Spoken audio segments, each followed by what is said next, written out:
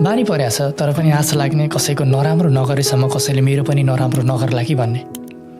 आफै भन त मेरो मुहारमा किन हाँसो छैन? कसैले थाहा होस् तिमीलाई। खैर, केही गुनासो छैन। जवाफ दिन खोज्दा जीवनले दमदार फर्काउँछ तर्क पनि। हिँडिरहँदा एक्लै भन्दैन कसैले फर्क पनि।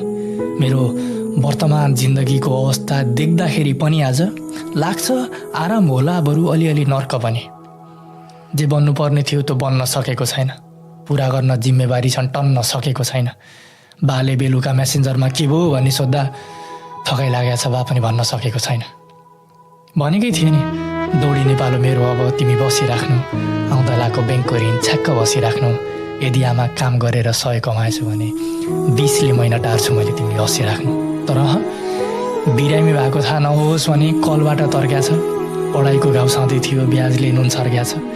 काम पैसा पैसा काम, भोल्ट रेमिट र हुन्डी बाहेक अरू कुरा सोद्धाखेरि सबसँग झर्क्या छ। अतीत पनि फेर्न पाए, कास फेर्न पनि दिन्न। जिम्मेवारीले खाँद दिएको छ, बास फेर्न पनि दिन्न। तिमी कसरी घर माग्छौ, गाडी माग्छौ जिन्दगीसँग, मलाई त जिन्दगीले चैनसँग सास फेर्न पनि दिन्न। जसले पनि चिनिहाल्छ आँखा रातादेखि, केटो सुत्या छैन विगत 2-3 सातादेखि।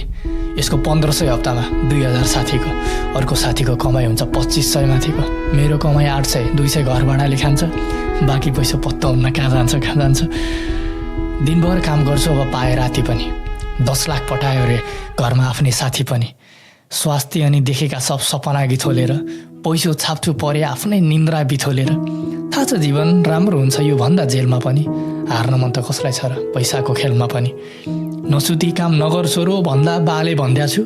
फेर नमान्नु, सुत्छु 2-3 घन्टा रेलमा पनि। बेकु भन्लान् तर कोही फ्यान हुँदैन बुझ्नु। अर्कै मुलुक कसैलाई तिम्रो ध्यान हुँदैन बुझ्नु। यस्तै सोचेर जसले काम पेल्या छ, जसले भोलि पैसा होला तर ज्यान हुँदैन बुझ्नु। आएको महिना बित्या छैन, पहिले सोधेका छन्, ओइ साथी कति कमाइस्, जहिले सोधेका छन्। टाइममा खानु टाइममा सुत्नु भन्छन्, तर कति कमाइस् भनी बाले कहिले सोधेका छन्। तडपिरहँदा सम्झनाले यति खोजेका हुन्, पैसामा ज्यान दाउन हाले यति खोजेका हुन्।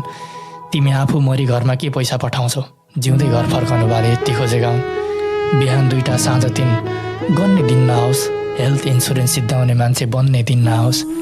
खानासँग सितन बाबु के खाइ सोद्धा आमाले, डिप्रेसनको गोली खाए भन्ने दिन नआओस्।